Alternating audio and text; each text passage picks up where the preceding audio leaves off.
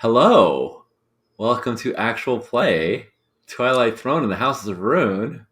I'm here What with my. the hell is that? I'm sorry, I was off camera for like most of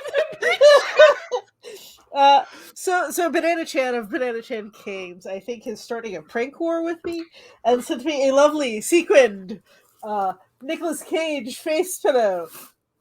Yes. Yeah, it's It feels That's like horrifying. Nicolas Thank you for Cage and sharing. sequins are yeah, So it's, yeah, Yeah. I feel like content warning, body horror, Nicolas such Cage. as Nicolas Cage. Yeah, definitely. We going to say at the beginning of the show, content warning, body horror, but like we've already cracked we've already introduced it. I do. What was the game she made? This is Big Bad Con 2019, where she brought a John Travolta and Nick Cage faces that people could wear, No. so you could play Oh a my game. God. You wore a mask and then you took it off, but it was like using Dread or For the Queen or I forget what it Oh my was. gosh, that is so cool. Yeah, it was creepy. It was very creepy. There were lots and lots of Nick Cage and John Travolta faces just floating around. Anywho, hi, welcome everybody. I'm Sean Nittner. I use he, him pronouns, and I am delighted to be playing Eloise, or the all-consumer, depending on whether or not she is wearing a mask or we are not wearing a mask. I'm very excited about this game. It's our first play session. Last was our character creation and throne creation. It's our characters are really, really tragically doomed to just be insufferably sad and miserable and awful to one another and to everyone else probably. So look, here for it.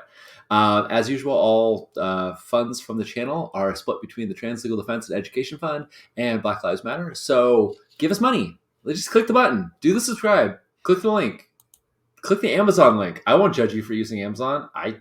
Anyway, give us the thing, because then we'll do the good thing. It'll be good. Anyway, that's my story. How about you, Misha?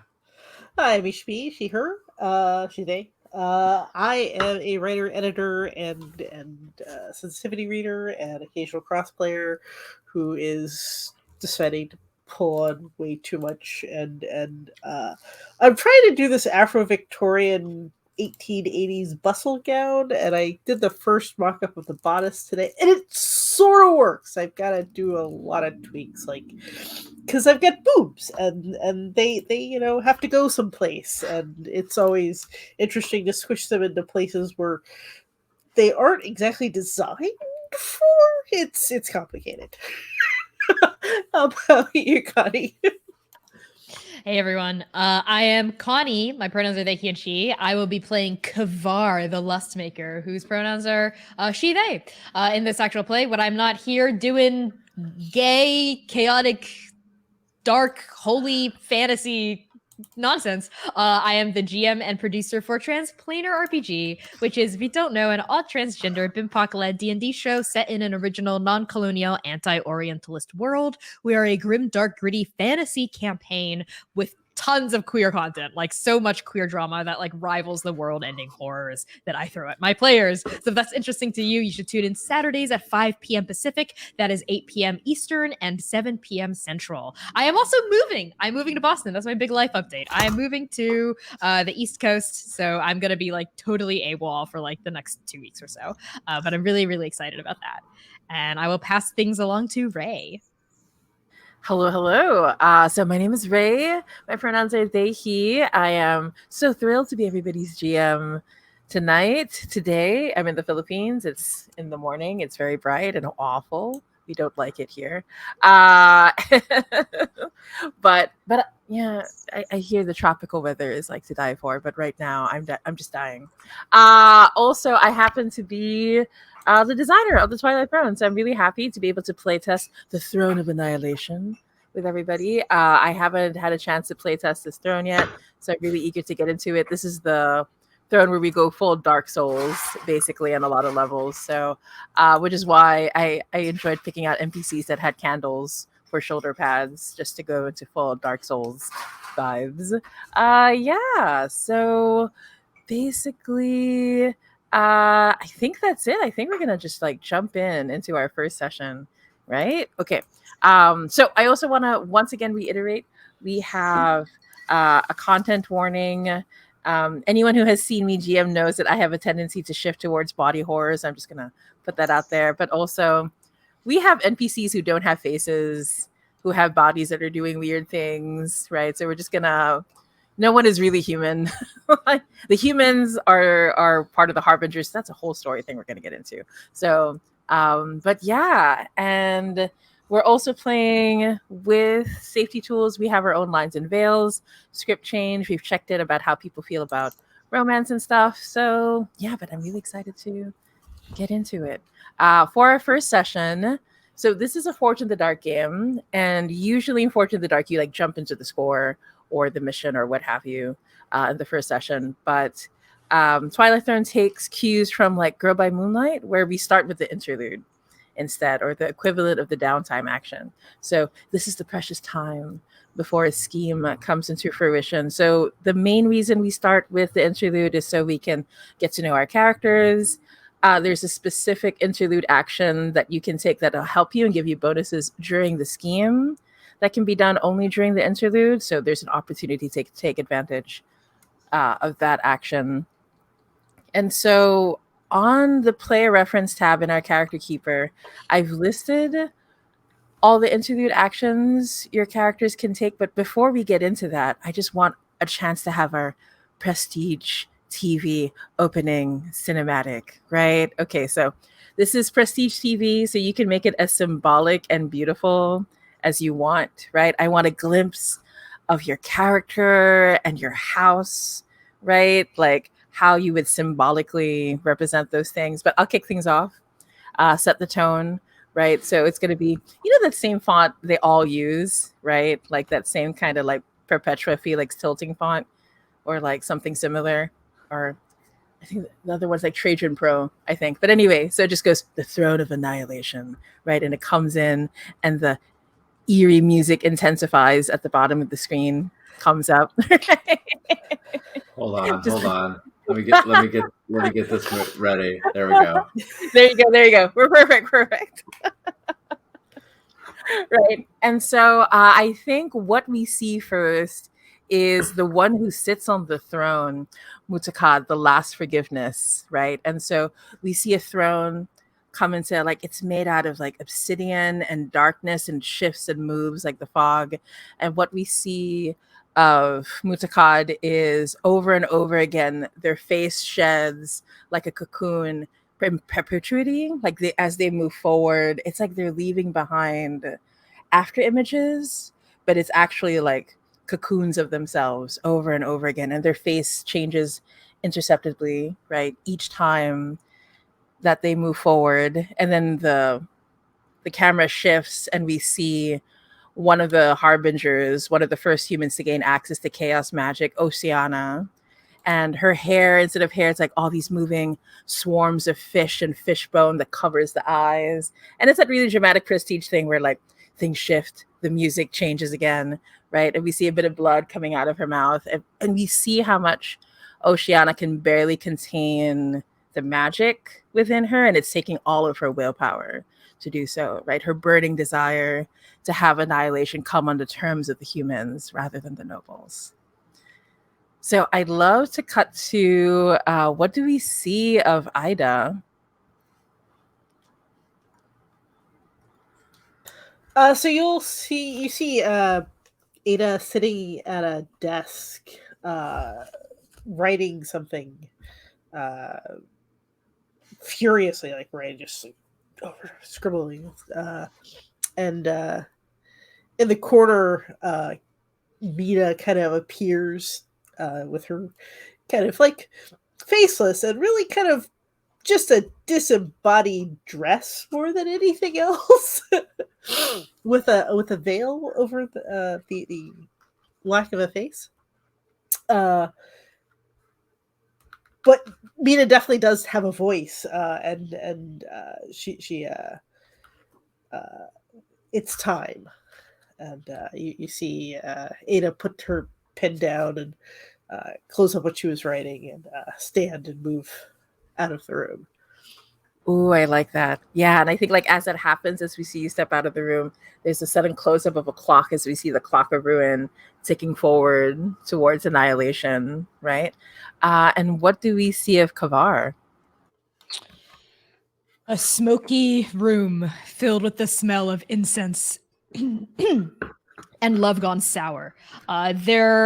This space is hazy. You don't know where it begins. You don't know where it ends. There are shadows, the echoes and ravages of time on the edges of the space.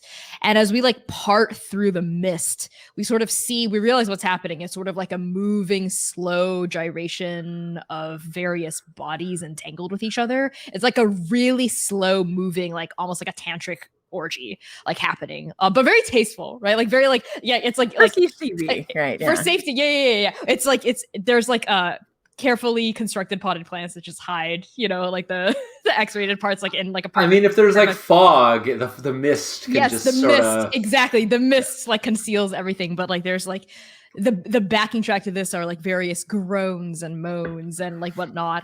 We push through all these moving bodies of various, like sizes, ages, like different like skin types. We see some that look monstrous, some that look just mortal, some that look like a mishmash between person and god. And we pan up, I think, like carpeted steps onto like a lowly raised dais a little bit, and there's a throne upon the dais, throne of, I think, plush velvet and gold. And lounging on this throne is Kavar, the lust maker. She is a massive, muscular woman with like scars crisscrossing every exposed inch of skin. She has this like kind of medium length, tastefully shaggy black hair that's like raked up and over her skull and like pinned up into a kind of like battle worn ponytail, and these like piercing golden eyes, right? And I think she's perpetually topless. I don't think she ever wears anything like up top, but she does have a sash around her waist, and these like loose, almost like harem pants that like end with like cloth wraps at her ankles, and she walks around barefoot. She has 4 pairs of wings sprawled out lazily, like 2 emerging from her scapulae, 2 from like the small of her back, and like a crown, I think like a golden crown, emerges from her forehead, but like instead of just sitting on top of her head, the spikes like pierce into her skin and cause like blood to perpetually ripple down her face and like dribble down like steak juice, like extravagantly down her like exposed chest, right? Where we see like one boob has been taken away by like a top surgery scar, but the other one is still there. And she is like, there is a pretty thing in her lap, right, that she's just sort of like talking darkly to, like purring to. And I think standing at like adroit attention next to her is her right hand woman, her bodyguard, her knight, Astra. Who looks as composed as Kavar is laissez-faire, as straight-backed as Kavar is lounging, and as paranoid as Kavar is carefree. Ooh, I love that. I think there's a moment when we see the lovely pair that the two of you make, and then it freezes for a moment and becomes tapestry, becomes painting, becomes mural, right? And then we shift again. What do we see of Eloise? We just like from the last scene, we just start dropping, and like you get this feeling that we're falling through something, through space, through earth, through something. We come down to this dimly lit crypt, but of course we have all these people with candles all about them, so like there's just enough light that even though we know it's very dark there, the camera still picks up all these details. And we see in this crypt, we see the princeling of the void, the child that is on their knees, and they're meant to be receiving of this vessel of power. And Eloise, who has these giant gold pauldrons, who has this massive scepter that also has a big candle at the top of it, and golden glow that's coming off of it. And we could see Eloise, and flanked behind them both is like a lot of people, like like 8, 10 people, like a small mob of people, but they're all in the shadows, so they're sort of hard to distinguish. And it's because they're all going to die in a second, so that's what we don't want to spend a lot of time on on them. They're extras.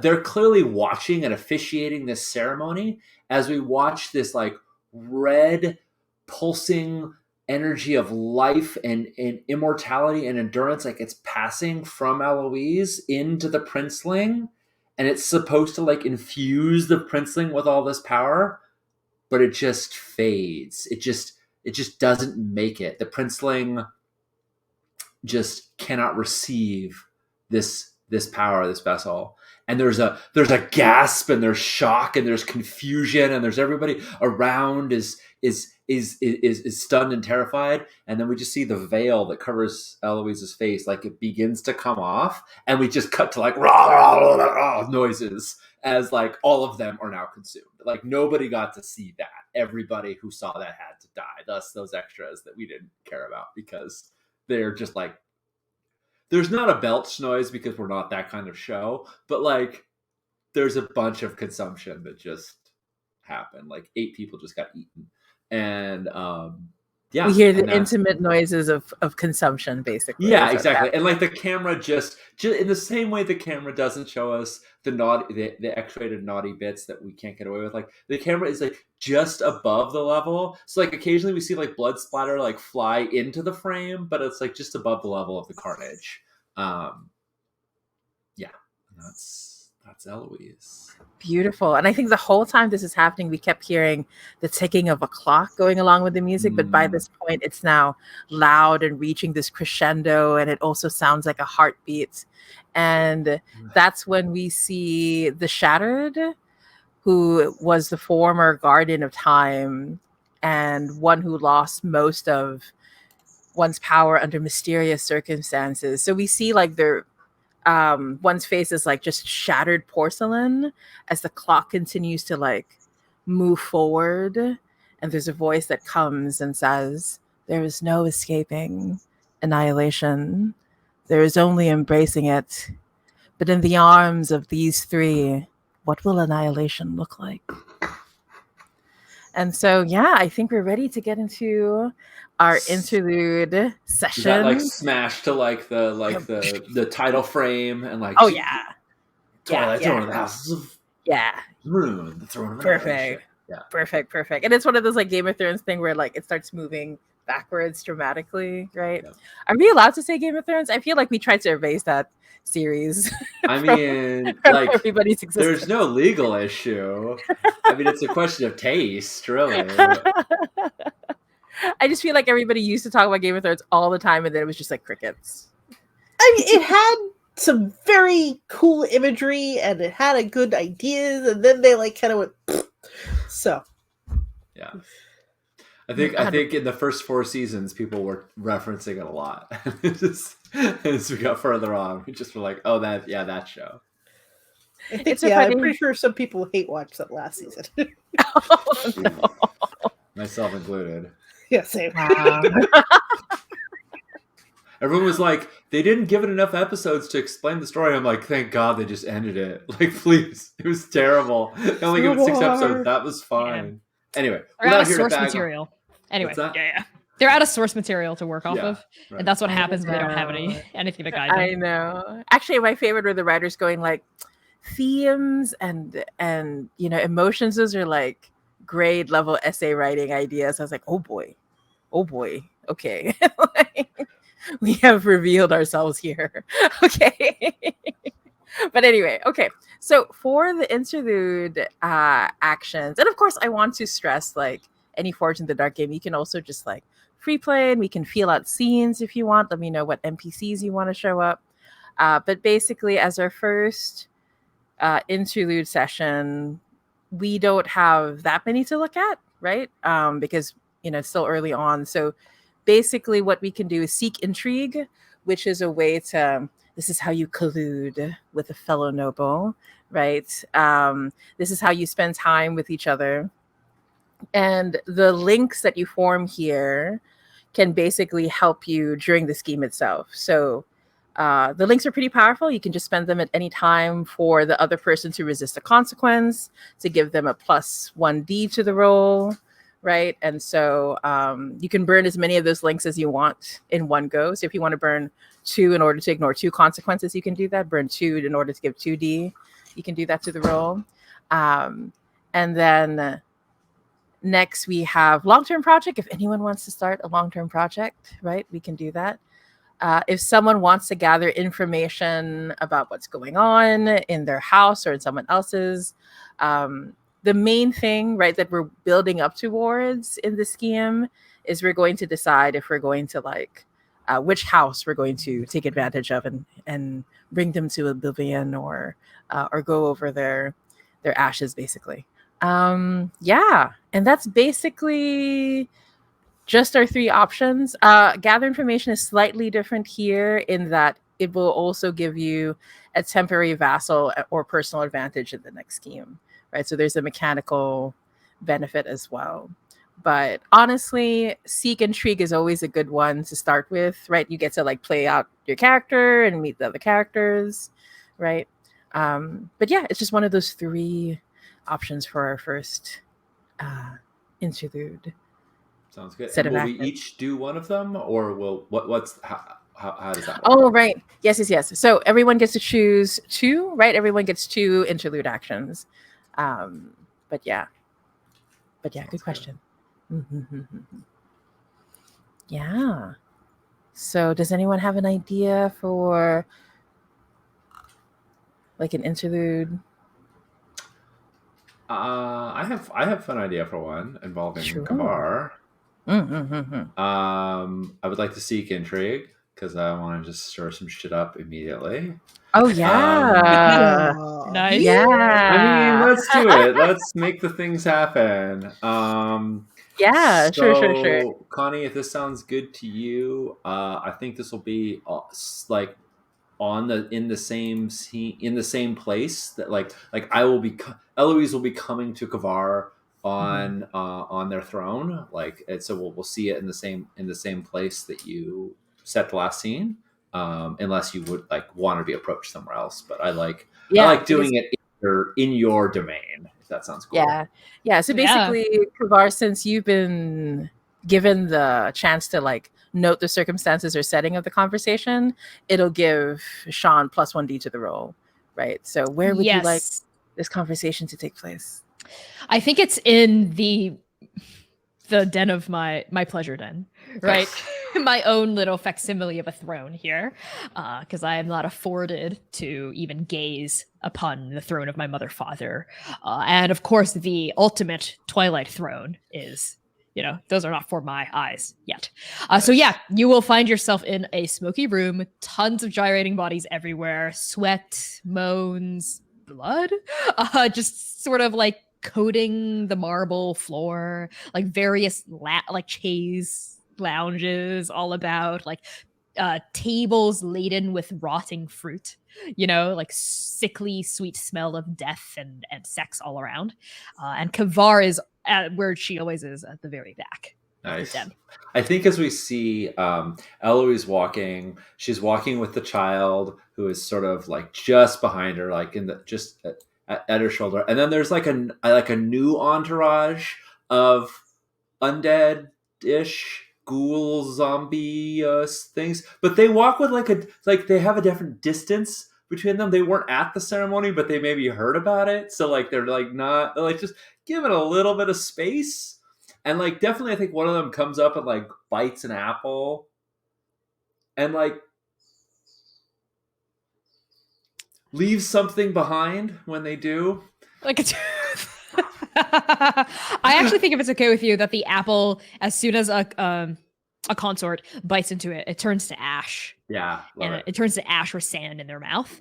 Yeah. And I think there's sort of a laugh that cuts through the mist when that happens. And though you don't see her quite yet, you just see her nebulous form through the mist. Kavar's voice rings out over the gasping and the moaning of the den. Nice. You should tell your servant not to toy with pretty things. Yes. That is why I came, for your wisdom, Kavar. Thank you for offering it so freely. Wisdom. People come to the Lustmaker for any number of vices: greed, satisfaction, lust. Wisdom is not a pleasure I offer. But perhaps it is not a pleasure I seek. Perhaps it is a pain, for all true knowledge only leads to pain. Oh, Eloise, you and your flowery language. Approach. And the mist parts, and so do Nice. the bodies, just very gracefully to reveal a path up to the Nice. dais. Nice. Eloise walks. The princeling keeps some distance. The entourage is either dispersed or holding back. Like they know this is not for them. And when she arrives, there's this moment where it's like she's going to remove her veil, but she's just adjusting it. Like we know it's really bad if it comes off, but she's just adjusting. It's all good. And then she leans close with a little bit of familiarity, a little bit of physical intimacy, as though we have some sort of connection. And she leans in towards you and says, "I've heard that you seek. That there's something you seek. I've heard." And Connie, please tell me if it's okay. I think my recollection from last time was that you were looking for a world that was going to be free of this annihilation. Yes. I don't and think. Sorry. Since you're the Watcher, the master of secrets, I feel like you might know more than most. Right. I feel like I don't know that what you're looking for, but I think I know you've been looking from all these different worlds. I think Cool. if that's okay. And I have heard that you've traveled to many worlds unknown, worlds full of. And she sort of looks over her shoulder at all the monstrous forms behind in your court, full worlds full of wonder that we have not spotted. And I feel that I wonder what it is you seek, and if I could aid you in your, as someone who knows much, I wonder if I could aid you in your journey. I suppose it is a futile avenue to pursue if I tried to ask you where you heard this from. Oh, just whispers. And I think we hear the sussering of all of the noises behind. Not like any one of your individual entourage have revealed things, but there's definitely, they're making sexy noises, and now they kind of change. Sure. Into, she's gone to the dark realm. She's visited the but it's sort of, you can't really make it out, right? The captions get it, but we can't hear it. And what does a thrall of the House of Blood and Bone want to do with alternate worlds?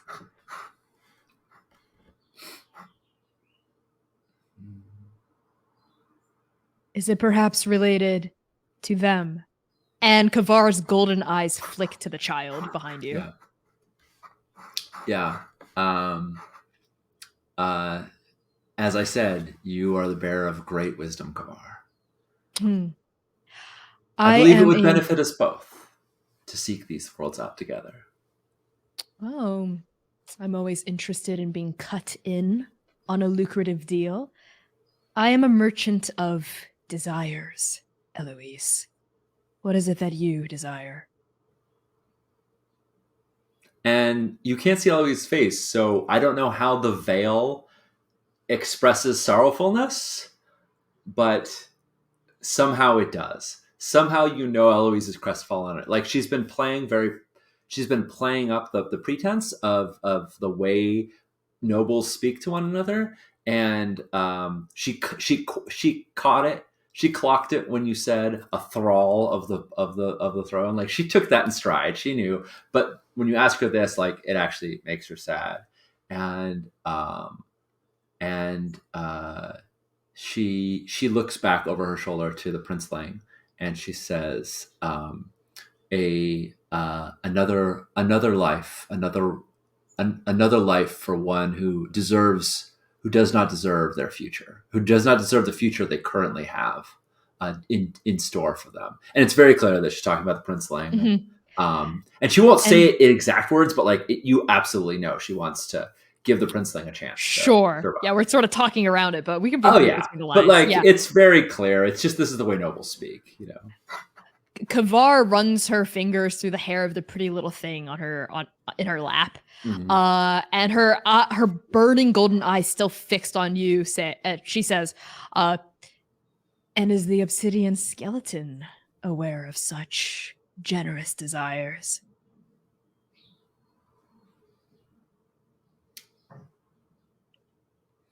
I don't Or are think you that- coming to me over their head? Oh, There are nothing. two different price tags. Oh, nothing goes over their head. But no, they do not know of my journey. I come here at my own discretion. Well, there is little else I like more than a secret rendezvous. And Kavar just sort of jitters a knee, and the pretty little thing gets off and scampers. Mhm. And she stands up, pulling herself to her full 6'3" height or something, right? Especially on the throne, you tower over. Yeah, and Eloise on right the top now. of the dais, right, towering Yeah. over Eloise. I jerk my head in the direction of Astra, my bodyguard, and I turn around and I go around the throne. And it's clear that I don't gesture for you to follow, but it's very clear that it's an invitation for you to follow me. Nice.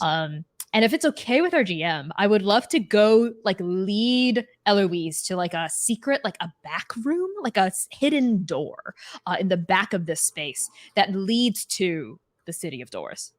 It's one of the many doors in the city, but this one leads nice. to my pleasure den. Nice.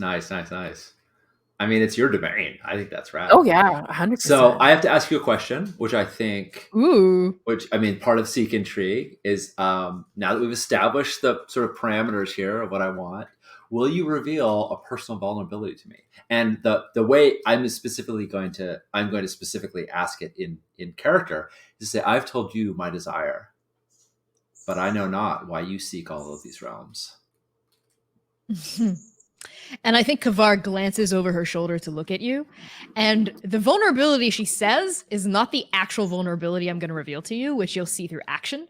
She says, there is little else I live for outside of the pleasure of the flesh. And if the world were to end, however lasciviously and ravishingly, it will still end.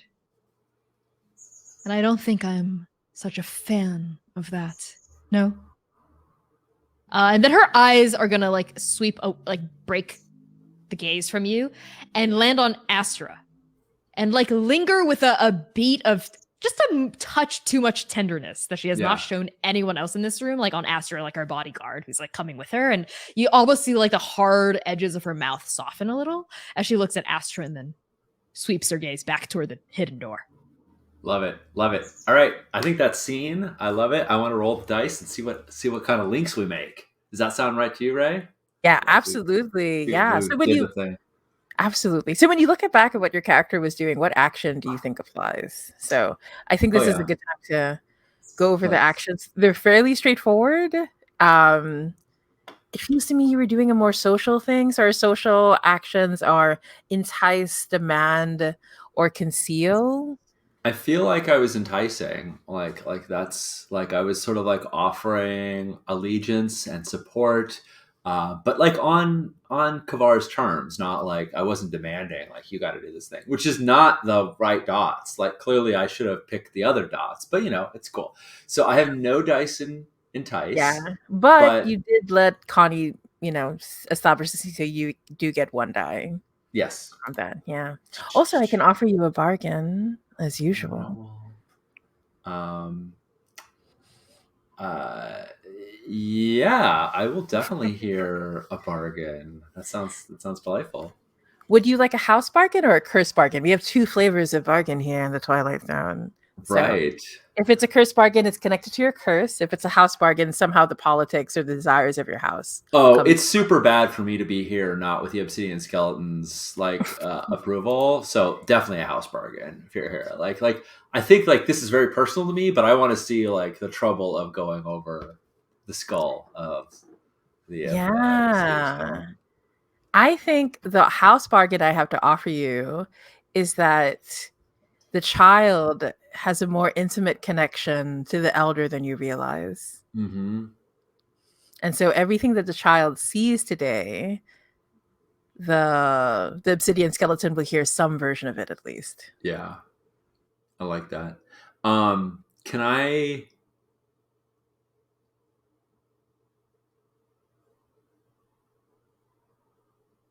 Yeah, I sort of. Yeah, I have a vision for the way that would work, which we could talk about later. It involves something like the obsidian skeleton touching the child and being able to like relive the experience um through their memory, but it's like it's somewhat metaphor. It's determined by the child's like personal emotional uh resonance with it. Resonance. But Yeah. anyway, like Perfect. I'm all for it. I feel like there's like a weird, creepy way that this works. It's not just like I'm going to tell you what happened. It's like I'm Yeah. going to take your memories from you, but they're going to have a weird tinge to them. So, I love yeah. What the obsidian skeleton finding out about me carousing in the future sounds like a perfectly good thing. So I'm going to take 2 dice, and I'm going to go to my roll with me thing. Add a 6-sided die. All right, and I'm gonna roll them. I clicked on them. No, what am I doing? Why am I? Control enter 2d6. There we go. Okay, 5 and a 1. So Right. So we have a 5 though. That's what's important. yes, I'll take it.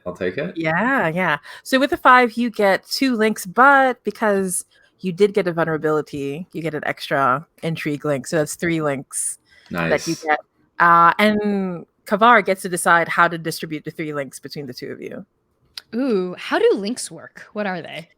Yeah, so basically during a scheme, you can like expend a link at any time. They help the other person, right? So the more links you have, the more you can help the other person. Each link can be spent to give them a +1 die to the roll, or it can negate a consequence that they're supposed to, that they would otherwise have to go through, right? So Cool. Is there a place on the sheet where we can mark how many links we have, or should we just note that somewhere else? Oh yeah, so when you By go below vassals. yeah, there you go. Before the personal advantages. And oh yeah, also I forgot, the intrigue link, you can offer the other person 1 XP if they do as you ask, right? Oh, I see. So we have links on specific people. Yes, that's correct. Okay, cool. Yeah. And they're always going to be with the other PCs, right? So cool. So we have 3 links total to split between the 2 of us. Mhm. I will take 2 on Eloise.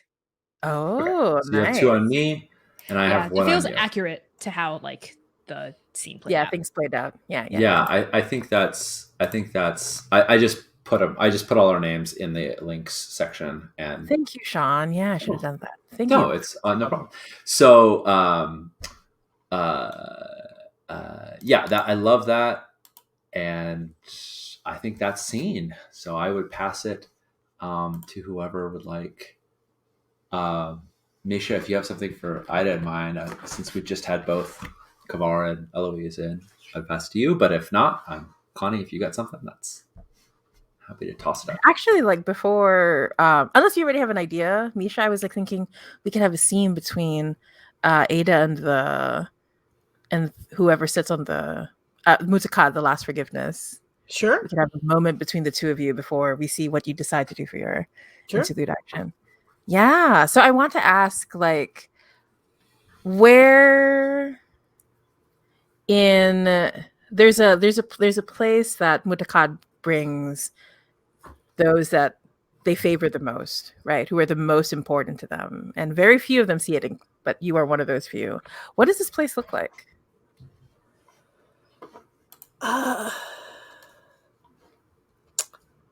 I think it is. It's actually a cemetery. Ooh. It's think more like New Orleans cemetery, where it's crypts above ground in rows, and some are very ornate. And there's gardens kind of planted in between them, and some of them have like roses growing over them and ivy and wisteria draped across. And so it's very calm, very peaceful, but the memento mori is strong here. I love that so much. Yeah, yeah. And I think like there's a similar fog to what we saw in Kavar's like pleasure den, but here it moves differently, right? As the fog comes in. And Mutakad is like standing by one of the mausoleums. And unlike the opening sequence, right? The shelves, the sleeves of Mutakad are not moving as quickly. It's much slower, right? But uh they reach out towards a mausoleum and like touch it. You notice like when they touch the stone does the same thing, where it splits open and it shifts to the different versions of what the stone was, could be, should have been, in different ways. And there's a close up of Mutakad, right? And we hear them say, Ida, I'm so glad that you could join me. I've missed you. I live but to serve. And I am so much richer for such dedication. Ida, tell me again what it is that we'll see at the end of the world, what it is that you'll lay at my feet in offering.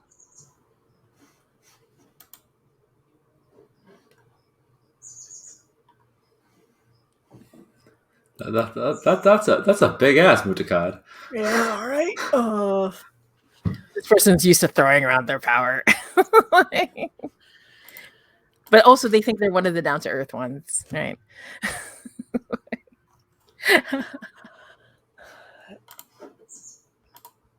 Extremely down to What earth. can one such as myself offer to one as great as you?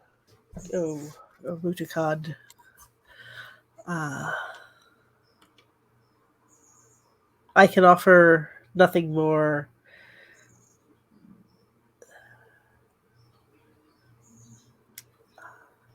than my thoughts. Yeah, and I think there's a moment when Mutakad comes close and there's something of a smile, and they say, it's true. Unlike so many other nobles, I cannot see your thoughts or feel them. You were so, so strong, my dear silken shard, in a way that the other nobles will never, ever be. That is a great compliment indeed from you, my lord. Please, call me beloved, they say. It is an honor that I don't know if I deserve.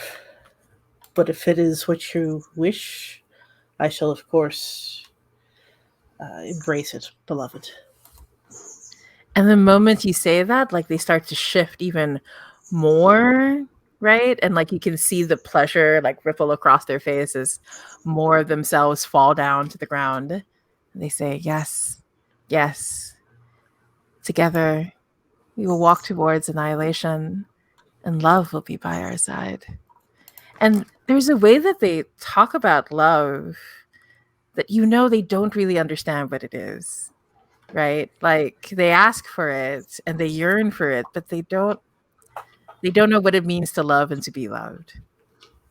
Yeah, their love sounds a little more like slavish devotion. Yeah.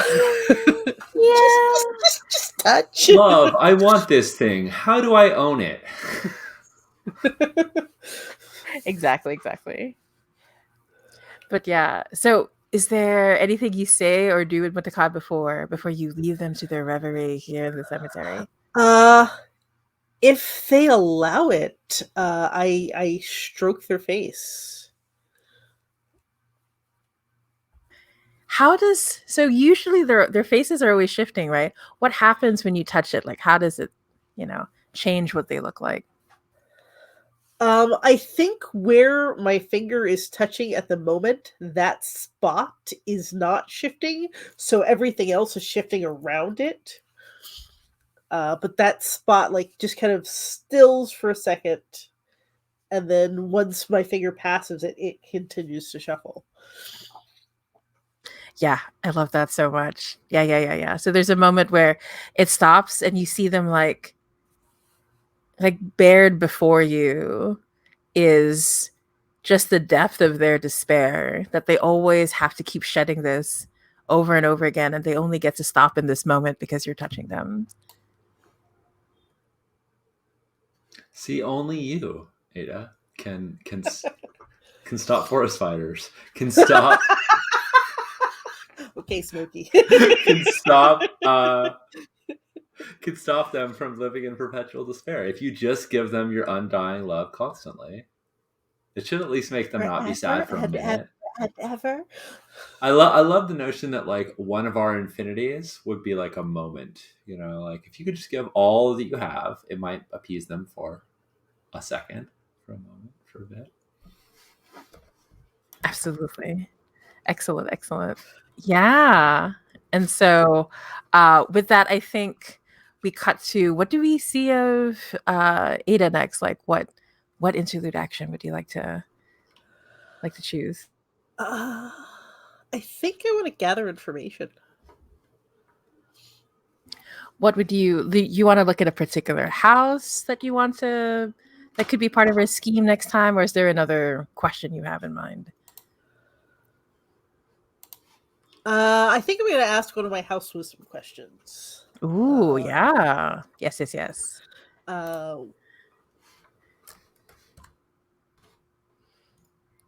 Who seeks a new master? Ooh, delicioso. Yeah. Okay. So, let me just double check. This is the one action that keeps changing like throughout the playtest. I'm just gonna double check what I wrote here. Yeah. So how are you trying to find this information? Like, are you using one of your vassals? Are you using your magic at your disposal? I think it's kind of a combination of disguise. So like slips into one of her many different faces, and is just kind of out and just listening at as people are going past, and kind of just soaking in, the ambient noise, and like, oh, that conversation sounds interesting, but while blending into the background. Yeah, I like that. So I think we see, like, for a moment, you go through the city of doors, right? And so this is always a good place to like find information, basically.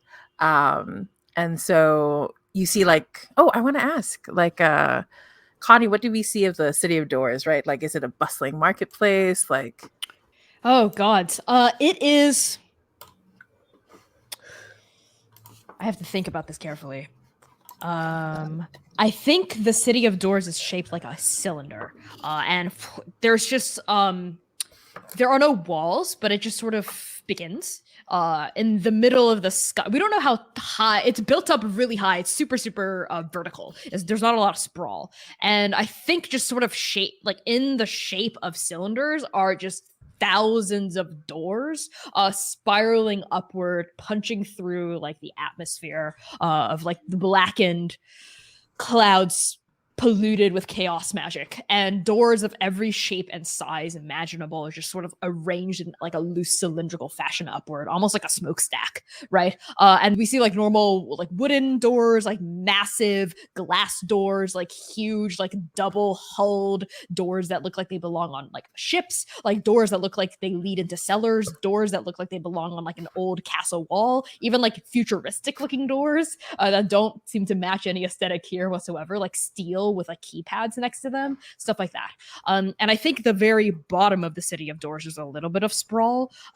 Maybe it's like the top of, I want to say, a granite hill with like shattered ground from where certain doors have punched into the earth. And the center of it, the nexus of this, there's, again, because I love daises, there's a raised dais. And like a massive stone table behind which the administrator of doors, Henrika, does all of their like paperwork and administrative work, right? And people like the doors are constantly opening and shutting and closing, and people are going in and out. Like nobles are able to easily fly up to the door they need to get to, but everything passes through Henrika first. Yeah, I love that. I love that. Yeah, and we see like Henrika's like smooth, withered white skin, right? I just love these. I just love these images. It really helps. Yeah. And I think like in the background, in the shadows, right? So Henrika is the administrator of the doors, right? This is the official, maybe not so official paperwork sometimes, right? As it is. But there's this like slithering shadow of a thing. And as it moves, you can hear the tinkling of keys in the background, right? And Ida, what you see very clearly from your disguise, you recognize trying to move towards the shadow is Vikra the Void Walker, right, of the House of Cog and Gear, right? So Vikra the Void Walker has a very like fancy title, but it's given, you know that it was given in jest, right? Because this was someone who was crafted to be the lover of the elder. There is no way they're going to gain any kind of power without the elder saying so, right? And so what they look like in particular is like there's a set of robes. It looks almost organic in the way that it moves and squelches and shifts. Here we go again with the body horror. Just like, glad we put that content warning. Just landed on. Out there. I'm just gonna put their picture in the NPC tab. But yeah. Right. And so we see they have these like gelatinous fish-like things that move and click and whir like around them. And so they have like, they're putting on their robes, and it's so, Ida, as someone who knows how to disguise, right, herself, this just looks really sad. Like it is so obvious who she is. There is no hiding it, right? But you can tell Vikra's not used to leaving the estate, the House of Cog and Gear, right? And she almost crashes into this like shadowy figure, and the figure says, "My dear, I have the keys that you asked for."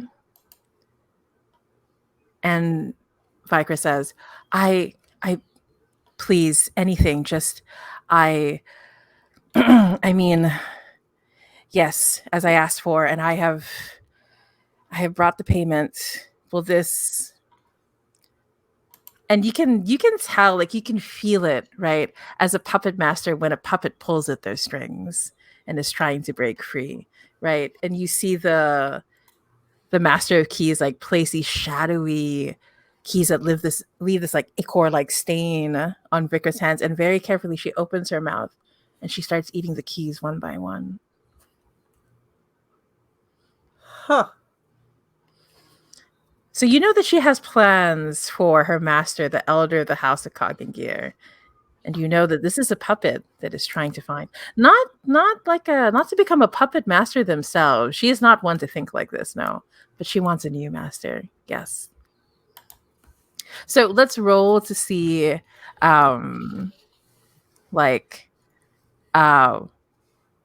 because no matter what, you always get the question, but we'll roll to see if you get to have a follow-up and like what kind of advantages you get to. I feel like this was conceal, yeah. Yeah. Yeah. You're hiding around, being very cool.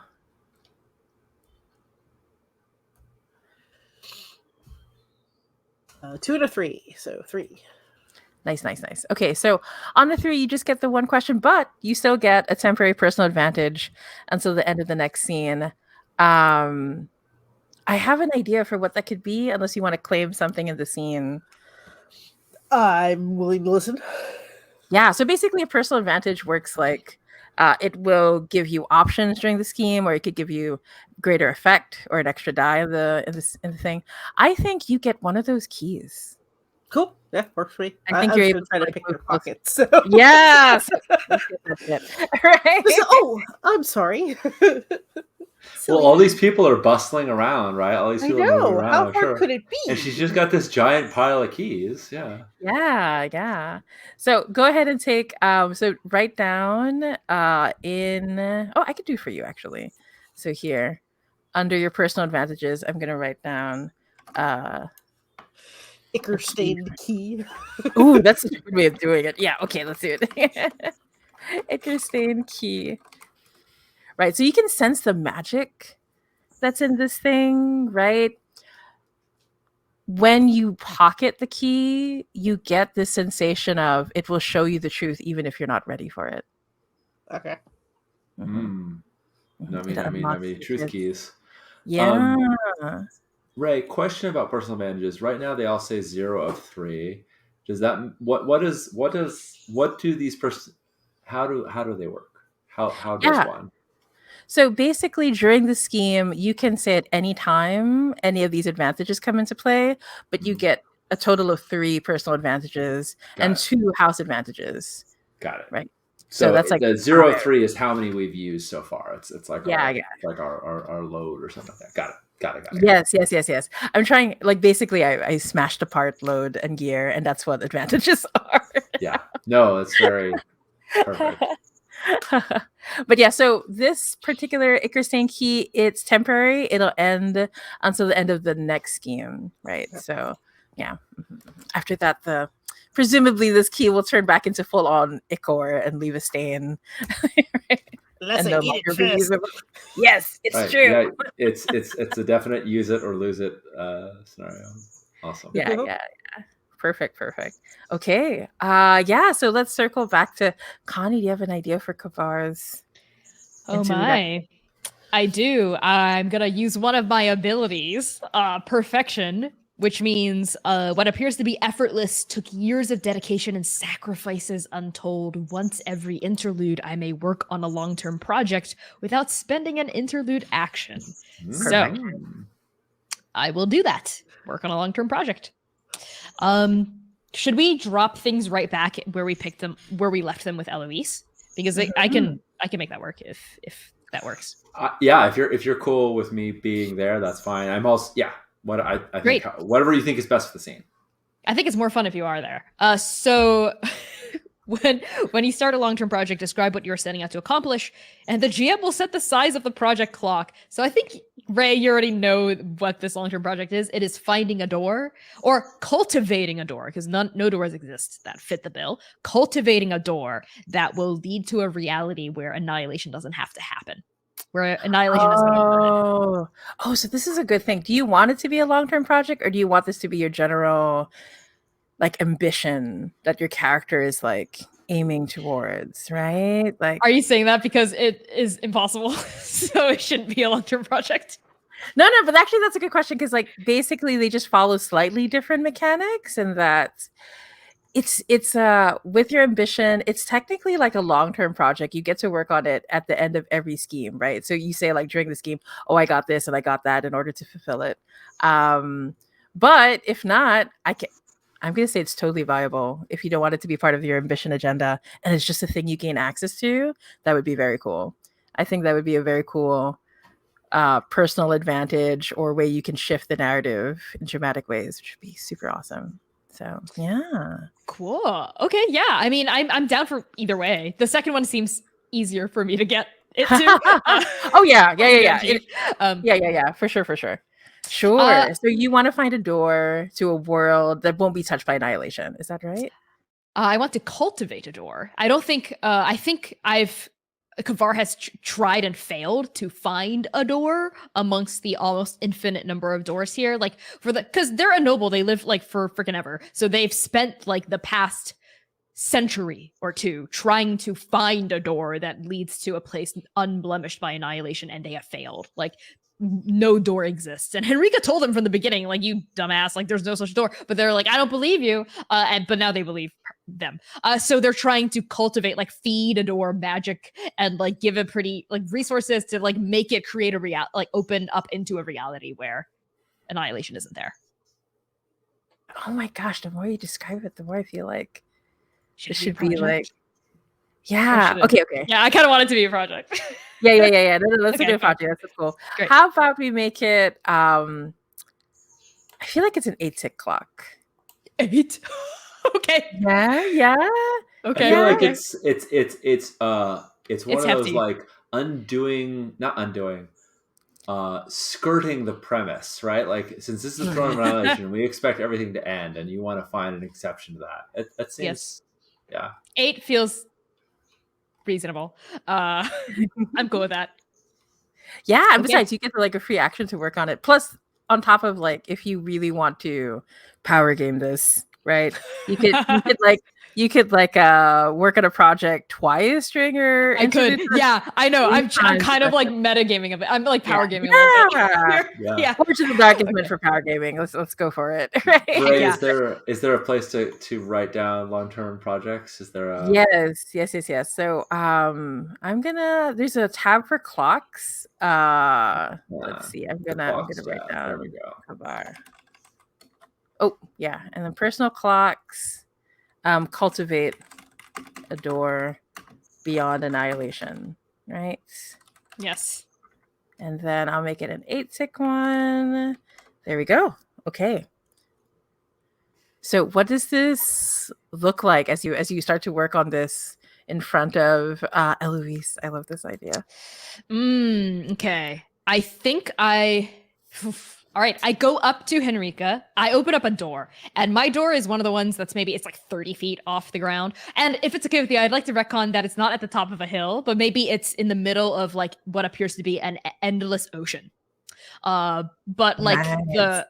you seem to be able to walk on the water. I don't think mortals can, but nobles can walk on the water. That's how they like guard this place of magic from mortals, unless they can do chaos magic, I guess. So opens up like this. I think it's like a series of it's like curtains. These like chiffon, like silk curtains that Kavar parts. And Eloise, you just see like the freaking ocean and the city of doors, like doors all around you, right? Nice. And Kavar steps out onto the air, like flings her like 4 wings open, and like 2 big beats, like thunderclaps, and then they like glide down, almost like a hawk riding a thermal duct. Like they glide down in this like spiraling motion until they like their bare feet touch the surface of this brackish water all around them in front of Henrika. And I think their bodyguard stays because their bodyguard doesn't have. I don't think Astra has wings, but they are a noble. But Astra stays at the threshold up top. Yeah, I think Astra and Eloise just sort of like exchange glances of like, that's impressive, right? Oh, yeah. I think Enrica, when you arrive, like doesn't even look up from the paperwork, and Enrica is like, "To what do I owe this unannounced pleasure?" Henrika, darling, is that any way to greet an old friend? Oh, yes, I am positively overwhelmed, overjoyed to see you. Can you not see it on my face? They say their face is like blank, right? They don't have a face. Yeah. Yeah, and they're intoning so hard here. I love it. Yeah. Darling, I come bearing gifts. I always do. And Kavar reaches into like the sash tied around their waist. And I have to know, Ray, what is Henrika's guilty pleasure? Ooh, oh my gosh. It has to be the most delicate sweets, right? That are made specifically at the core of it. It has to be a dream memory that was plucked from a mortal, right? So on the outside, they look like, those ridiculously over fancy TikTok chef situations, right? Yep. Where they spend so much time and energy to like create this like semi-transparent bullshit, but I'm sure it's great. But yeah, at the center of it is like, it has to be one of those like memory dream shards from a mortal. Very hard to get. Yeah, I think so. If it's okay with you, I'd like to. I can also roll for it for like the quality of it, or if if you decide it's appropriate. But Kavar's going to pull out 3 of these like delicious looking confections. Each shard glimmers a different color.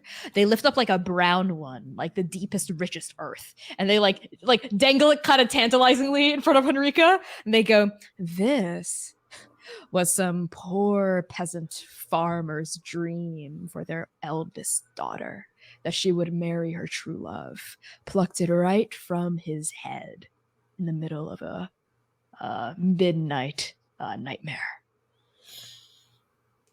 And you see like Henrika like hands start to like shudder a little bit, and she like places her hands down into the table. My lord Kavar, We've discussed this.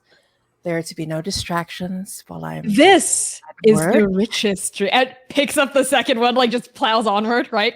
Nice. This, and it's like glittering blue, is a secret dream of a famed mortal inventor in a land far off from this one. A contraption that they've always yearned to build, but have never had the confidence to. A one-in-a-kind, unique, bespoke confection. And there's a moment when Enrique says, "Oh, imposter syndrome, always extra delicious." And Yes. I mean, no, my lord. Oh, then how about this one? And this one is bright ruby red, right? Like blood from a crimson heart. This is the deepest ambition of a queen married to a king she doesn't love, who yearns for the heart of a queen of a neighboring rival queendom. And when you say that, Enrique, like there's a moment where the hand goes over the face, like, I love a good tragedy in the making. So let's see that roll to see how well this goes. I mean, you have a personal advantage, the perfect gift, right? Like that's just a thing that you can just say you have. So, and then add a die to the roll. Exactly. Because this does sound like the perfect gift. Right. Does this sound like an entice roll? Oh yeah, 100%. Oh, thank God. Okay, Very cool. So if I have 2 pips in entice and also a personal advantage, how many dice is that? That means 3 in total. Yeah. Ooh, Yeah, okay, I'm gonna go to the dice Yeah. roller over here. Cool. And let's see. Dice room. Here we go. I've never used this dice room before. I'm excited. Nice. So here's a D. Oh, that's a 1. No! What's happening? 2 ones? It's okay. It's okay. You got one more die. You can. There. There you go. Oh, Forge of the Dark. You could be so. Oh! All the dice in the world, and sometimes, but you got a 4. You pulled it. You got a 4. You got a 4. 4. Okay, a 4 is okay. That's what matters. Okay, so you get to fill 2 segments. I'm gonna say like Enrique gets like 2 of the desserts. Right? Yeah. Sure. Just which one does she not pick? You know, she doesn't pick the first one, and you realize, so you learn an important bit of information about Enrique. Ooh. She doesn't like hope. Right. So she picks the second and the third. And then like there's a moment where like a mouth starts to form on her face, but it's all teeth, too many teeth, right? Razor sharp. And then like several tongues come out to like take apart the thing. And you can hear the dream just like snap and break, right? And there's this like, it just washes over Enrica, right? And you can, as a master of pleasures, right? You see when someone like gives themselves completely to pleasure. And Enrica rarely ever does something like this, but in front of everyone too, right? You can see the crowd twittering a little bit like, oh. I'm imagining these prehensile tongues that can like unwrap the delicate wrapping, you know, to unspin it before consuming Exactly. it. Perfect. And one of them sharpens. Sorry, Misha. Like a dagger. Disturbing there. All right, we can slow it down. Yeah. I am perfectly okay with disturbing. Okay. That's fine. Okay. Just checking in. Yeah. We're good at checking in. Yeah. But yeah, and so Enrica, as they consume it, they say, "Oh, this is a fine vintage of imposter syndrome. I love this in particular." It's just a Very dash well. of hubris, don't you think? Oh, and you would know so much about hubris, wouldn't you, my lord? I don't know what you're trying to imply. And so there's a moment where Enrica just like finishes consuming the delicacies, and Enrica says, "Very well. I shall work on the appropriate paperwork." And there's like a pile of like, you know, proper like cultivation of a door and stuff like that. And Enrica like touches it and it turns into ash, meaning she's willing to look the other way for you. Oh, nice. Okay. Yeah. That's what I wanted. I smile, all sharp canines, right? And I think like golden gums or something weird in my teeth. And I say something weird, right? My mouth doesn't quite look human. And I say to Henrika, "Thank you, darling. You're a peach." A peach not quite within your grasp just yet, my lord. Ooh. Well, one day, when you do hang low enough for me to reach with my humble fingers, I promise I'll show you pleasures you've never even dreamed of. Of course, my lord. And then Henrika looks over you. Next, please. I like step away from the dais. I cock my head back up to Eloise and I say, "Eloise, when are you gonna get down here for us to keep talking shop?" I think as a way to like further that conversation in the interlude. Nice. Excellent. I think, I think that's a great cut. We don't know how Eloise will get down, but I'm sure there will be. Staircase of bones. Yeah, exactly. Yeah, I was thinking like I could imagine like Eloise and Astrid like having to climb down this hill. It's like awkward moment. Like, does she always make you do this?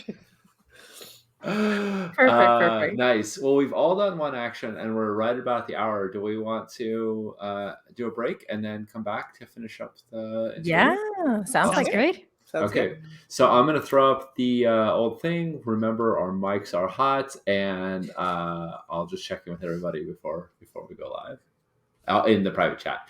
Everybody watching, thanks so much for hanging out with us. Hope you've enjoyed the deliciousness of this deviousness, and we'll be back in a few minutes.